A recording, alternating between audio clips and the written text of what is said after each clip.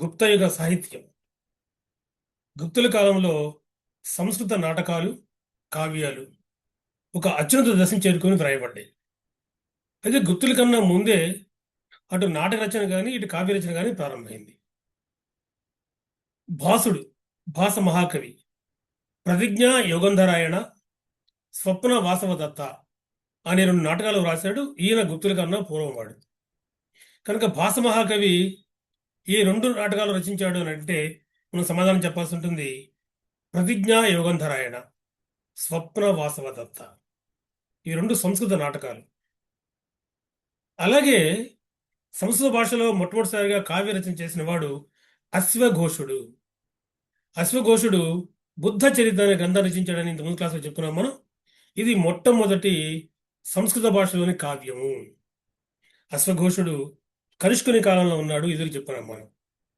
ఈ విధంగా అటు భాసుడు కానీ ఇటు అశ్వఘోషుడు కానీ గుప్తుల కన్నా పూర్వం వారు. ఇక గుప్త యుగంలో అత్యద్భుత రచనలు రాయబడ్డాయి. భారతదేశ చరిత్రలోనే ఒక గొప్ప మహాకవిగా కీర్తించబడినటువంటి మహాకవి కాళిదాసు ఈ యుగానికే చెందినవాడు. ఈయన 3 సంస్కృత నాటకాలు, 4 కావ్యాలు రచించాడు. మొదటగా ఆయన రచించినటువంటి సంస్కృత నాటకాలు చూద్దాం. కనుక మహాకవి కాళిదాసు రాయబడినటువంటి 3 నాటకాలు: 1 అభిజ్ఞాన శాకుంతలం, 2 మాళవికాగ్నిమిత్రం, 3 విక్రమోర్వశీయం. ఇవి కూడా నాటకాలు. కనుక ఏదైనా ఎగ్జామినేషన్లో ప్రశ్న ఇచ్చి మహాకవి కాళిదాసు రచించినటువంటి సంస్కృత నాటకం ఏది అని ఈ 3 పుస్తకాలు ఇచ్చి ఇంకేదన్నా మహాకవి కాళిదాసుదే ఏ రఘువంశం ఇచ్చాడు అనుకోండి, సమాధానం మనం రఘువంశం అవుతుంది, ఎందుకంటే కావ్యం. కాబట్టి ఈ 3 సుప్రసిద్ధ నాటకాలు. మహాకవి కాళిదాసు రచించినటువంటి అభిజ్ఞాన శాకుంతలమే మొట్టమొదటిసారిగా ఆంగ్ల భాషలోకి తర్జుమా అయ్యి తర్వాత అనేక భాషల్లోకి మార్చబడింది అని చెప్పుకున్నాం మనం. ఐరోపా దేశస్తులు ఆశ్చర్యపోయారు, ఇటువంటి అద్భుతమైన స్థాయిలో రచన చేయగలిగిన వాళ్ళు భారతదేశంలో ఉన్నారా అని. అందువల్లే మహాకవి కాళిదాసుని షేక్స్పియర్ ఆఫ్ ది ఈస్ట్, తూర్పు దేశాల షేక్స్పియర్ అని వాళ్ళు వర్ణించారు. అంతేకాదు అభిజ్ఞాన శాకుంతలము ప్రపంచ సాహిత్యంలోని మొదటి 100 గ్రంథాల్లో ఒకటి అని గుర్తించారు. ఏమని చెప్పాలంటే మహాకవి కాళిదాసు యొక్క గొప్పతనం ఒక అద్భుత స్థాయిలో ఉంటుంది. మిమ్మల్ని ఎగ్జామినేషన్ పాయింట్ ఆఫ్ వ్యూలో కూడా కేవలము సుప్రసిద్ధ నాటకాలని ఎవరు రచించారనే కాకుండా అందులో కథాంశం ఏంటో కూడా అడుగుతున్నాడు. అందులో కొన్ని పుస్తకాలకైనా సరే మనం కథాంశాలు తెలుసుకోవాలి. కనుక మహాకవి కాళిదాసు రచనల్లోని పాత్రల గురించి కొంత మనకు అవగాహన కావాలి. ఆయన రచించిన వాటిల్లో 1 అభిజ్ఞాన శాకుంతలం, శకుంతల దుష్యంతుల కథ, మేనక విశ్వామిత్రుడు తపస్సు చెడగొట్టడానికి మేనక వచ్చిన తర్వాత ఆమె శకుంతలను ప్రసవిస్తుంది. మేనక తిరిగి తన లోకానికి వెళ్ళిపోతుంది. విశ్వామిత్రుడు తపస్సుకు వెళ్ళిపోతాడు. ఈ చిన్నపిల్లని కణ్వముని పెంచి పెద్ద చేస్తాడు. శాకుంతలముల చేత సాగబడింది కాబట్టి, పోషించబడింది కాబట్టి ఆమెకి శకుంతల అనేటువంటి పేరు పెడతాడు. దుష్యంత మహారాజు ఆ ప్రాంతాలకు వచ్చి ఆమెను చూసి మోహించి గాంధర్వ వివాహం చేసుకుంటాడు. అప్పుడు కణ్వమని ఆశ్రమంలో ఉండడు. ఆయన వెళ్ళిపోయిన తర్వాత దుష్యంతుడు దూర్వాసముని రావటం, శకుంతలను శపిస్తాడు. ఎవరి గురించి అయితే నువ్వు తలుచుకుంటూ నన్ను విస్మరిస్తున్నావో ఆయన మర్చిపోతాడని. కాలక్రమంలో శకుంతల గర్భవతి కావడం, కణ్వముని దుష్యంతుడికి పంపించడం, అయితే దుష్యంతుడు ఏమో ఈమెను మర్చిపోవటం, దాంతో ఆమె దూరం అయిపోతుంది. అయితే దుష్యంతుడు ఒక ఉంగరాన్ని ఇస్తాడు. ఆ ఉంగరాన్ని ఈమె ఆ ప్రయాణంలో నిధులు జారవిడుస్తుంది. దాన్ని ఒక చేప తీసుకుంటుంది. చిన్నగా ఆ ఉంగరాన్ని తిరిగి మళ్ళీ దుష్యంతుడు చూస్తాడు, గుర్తొస్తుంది. కానీ అప్పుడు శకుంతల ఏమైందో ఆయనకు తెలియదు. చాలా బాధపడుతూ ఉంటాడు. ఈ సమయంలో దేవాసుర సంగ్రామంలో విజయం సాధించిన దుష్యంతుడు వెనక్కి వస్తూ ముని ఆశ్రమంలో తిరిగి మళ్ళీ ఆడుకున్న పిల్లవాడిని చూస్తాడు. కాబట్టి తిరిగి మళ్ళీ వాళ్ళు కలుస్తారు. ఈ రకమైన ఒక అద్భుతమైన కథ ఇది. ఇక 2వ పుస్తకం తిరిగి మళ్ళీ మాళవిక అగ్నిమిత్రం గురించి మీకు నేను ఆ సుంగుల కాలంలో చెప్పాను కాబట్టి ఆ కథాంశం తీసుకున్నాడు ఈయన. తర్వాతది విక్రమోర్వశీయము. ఊర్వశి పురూరవుడు అనేటువంటి రాజును తీసుకొని తిరిగి మళ్ళీ ఆయన ఒక అద్భుతమైన రచన చేశాడు. ఈ 3 సంస్కృత నాటకాలు మహాకవి కాళిదాసువి. ఈయన తిరిగి మళ్ళీ 4 సుప్రసిద్ధ మహాకావ్యాలు రచించాడు. అందులో ఒకటి మేఘదూతము. ఈ మేఘదూతం అనేటువంటిది హేమమాలి విశాలాక్షిల కథ. హేమమాలి విశాలాక్షి. హేమమాలి అనే అతను యక్షుడు. ఈయన తిరిగి మళ్ళీ హిమాలయ పర్వతాల్లో ఉంటాడు. కుబేరుని యొక్క తోటమాలి ఈయన. బాగా పనిచేస్తూ ఉండేవాడు, చక్కగా సమయపాలన చేస్తూ మంచి మెప్పు పొందాడు. వివాహమైంది. ఆయన భార్య పేరు విశాలాక్షి. వివాహాయ ఉద్యోగ నాశాయలాగా అతను మళ్ళీ ఉద్యోగాన్ని తిరిగి మళ్ళీ తృణీకరించడం ప్రారంభించాడు. తప్పులు చేస్తున్నాడు. కుబేరుడి కోపం వచ్చి ఆయన్ని ఎక్కడి నుంచి బహిష్కరించాడు. ప్రాధాయపడిన తర్వాత 1 సంవత్సరం తర్వాత తిరిగి మళ్ళీ నువ్వు వెనక్కి రాగలవని ఉపశమనం చెప్తాడు. అందువల్ల ఆ హేమమాలి అనేటువంటి యక్షుడు వింధ్య పర్వతాలకు వస్తాడు. యక్షుడు కాబట్టి మళ్ళీ పర్వతాల దగ్గరికి వస్తాడు. వింధ్య పర్వతాలలో రామగిరి అనే పర్వతంలో సంవత్సరకాలం ఉంటాడు. ఉండి తిరిగి మళ్ళీ తర్వాత రోజులు వెళ్ళిపోతాడు వెనక్కి. అయితే ఇక్కడ ఉన్నప్పుడు తన భార్యని పదే పదే తలుచుకుంటూ ఆమెకు ఏదైనా కబురు పంపించాలనుకుంటాడు. అప్పుడు అలా పైకి చూస్తే మేఘం కనబడుతుంటుంది, తెల్లటి మేఘం. ఆ మేఘాన్ని ఒక దూతగా, తన రాయబారిగా ఆమె తన సందేశాన్ని వినిపిస్తాడు. కాబట్టి ఈయన ఒక మేఘం ఆధారంగా సందేశాన్ని పంపించడంతో దానిని మేఘదూతము అంటాం. ఇందులో ప్రకృతి వర్ణన్ని, భారతదేశాన్ని అత్యద్భుత స్థాయిలో వర్ణించాడు మహాకవి కాళిదాసు. ఓ మేఘమా అంటూ ప్రారంభించి వింధ్య పర్వతాల గొప్పతనాన్ని వర్ణిస్తాడు. దాటిన తర్వాత ఉంటే మైదాన ప్రాంతాలను వర్ణిస్తాడు. నీకు ముందుకు వెళ్తే ఉజ్జయిని నాకు మహానగరం వస్తుందంటాడు. ఉజ్జయిని మహానగరాన్ని వర్ణిస్తాడు. అక్కడి నుంచి గంగా యమున నదుల్ని వర్ణిస్తాడు. ఇంకా ముందుకు లేక హిమాలయాలను వర్ణిస్తాడు. ఇటువంటి భారతదేశం యొక్క సంపూర్ణమైనటువంటి వర్ణనలు, ప్రకృతి వర్ణనలు అద్భుత స్థాయిలో మేఘదూతంలో మనకు కనపడతాయి. చిన్నగా ఆ మేఘం యక్షుడి శ్రేష్ఠ ప్రాంతానికి వెళ్తుంది.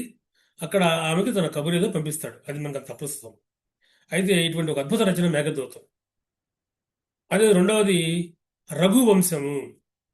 శ్రీరామచంద్రుని పూర్వీకులు తీసుకొని అక్కడి నుంచి వరుసగా ఆయన ఈ శ్రీరామచంద్రుడి వరకు ఉన్నటువంటి అనేక మంది రాజుల యొక్క గొప్పతనాన్ని, ఇక్ష్వాకురాజుల గొప్పతనాన్ని అత్యద్భుత స్థాయిలో రచించాడు. మరొకటి కుమార సంభవం. మన్మధుడు, శివపార్వతుల కళ్యాణము, కుమారస్వామి జన్మించడము, తిరిగి మళ్ళీ తారకాసుడి వధ ఒక అద్భుత స్థాయిలో ఇందులో మనకు కనపడుతుంది. ఆయన రచించినటువంటి 4వది ఋతు సంహారం. ఋతువులు, వసంత, గ్రీష్మ, వర్ష, శరద్, హేమంత, శిశిర ఋతువులు.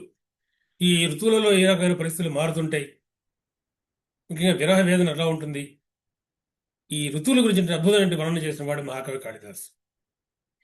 అటువంటి ఒక గొప్ప కవి ఈ గుప్త యుగంలోనే ఉన్నాడు.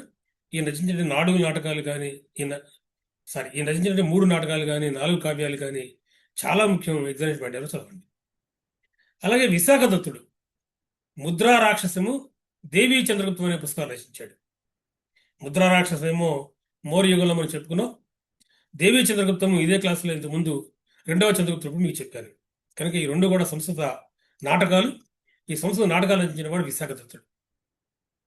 ఈ యుగపు మరొక అద్భుతమైన రచన మృచ్ఛకటికము. మృచ్ఛకటికము మట్టి బండి. శూద్రకుడు రచించిన ఆయన. సంస్కృత భాషలోని మరొక గొప్ప నాటకం ఇది. ఈ నాటకంలో బ్రాహ్మణుడైనటువంటి చారుదత్తుడు రాజనర్తకైనటువంటి వసంత సేనని ప్రేమించడము, ఆ తిరిగి మళ్ళీ అందులో రాజకీయమైనటువంటి కుట్రలు, కుతంత్రాలు, ఆనాటి రాజకీయ అనిశ్చిత పరిస్థితుల్ని అద్భుతంగా శూద్రకుడు ఈ పుస్తకంలో రచించాడు. అలాగే సుబంధు వాసవదత్త అనే పుస్తకం రచించాడు. అలాగే విష్ణు శర్మ పంచతంత్రము అనే పుస్తకం రచించాడు.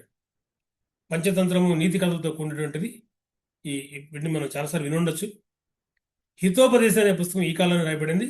దాని ఆధారంగా విష్ణు శర్మ పంచతంత్రం అనే అద్భుతమైన పుస్తకాన్ని రచించాడు.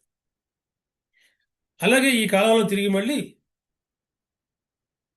ఆర్య మంజుశ్రీ మూలకల్పం అనేటువంటి బౌద్ధ గ్రంథం కనబడుతుంది. ఆర్య మంజుశ్రీ మూలకల్పము. దీని మీద 2 రకాల అంశాలు ఉన్నాయి.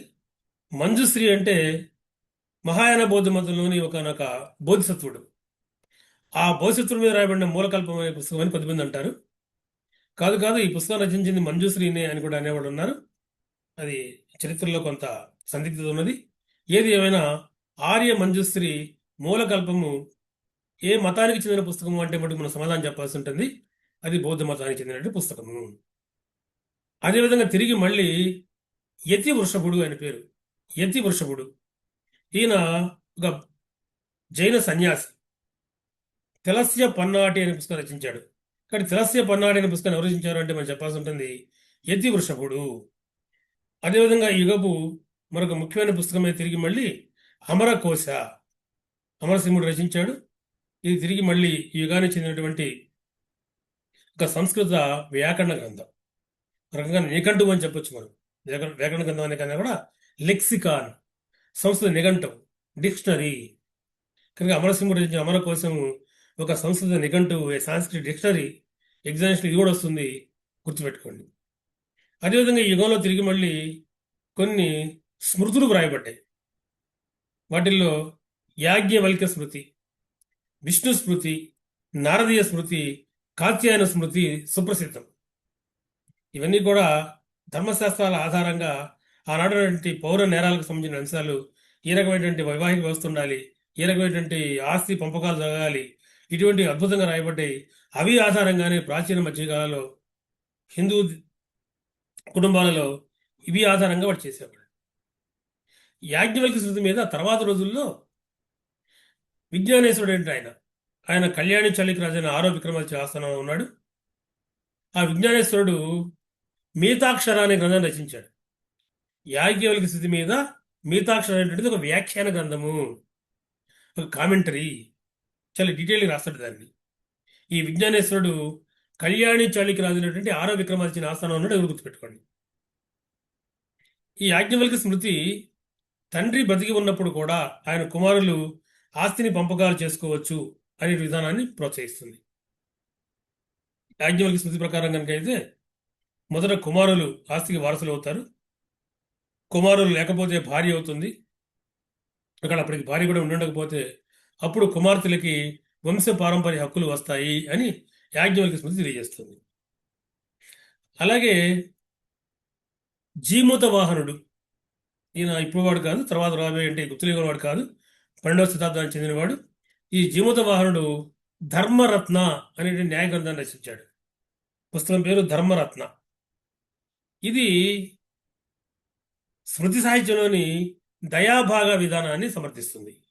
దయాభాగ విధానంలో మటుకు తండ్రి మరణించిన తర్వాత కుమారులు కానీ భార్య కానీ కుమార్తెలు కానీ వారసులు అవుతారు.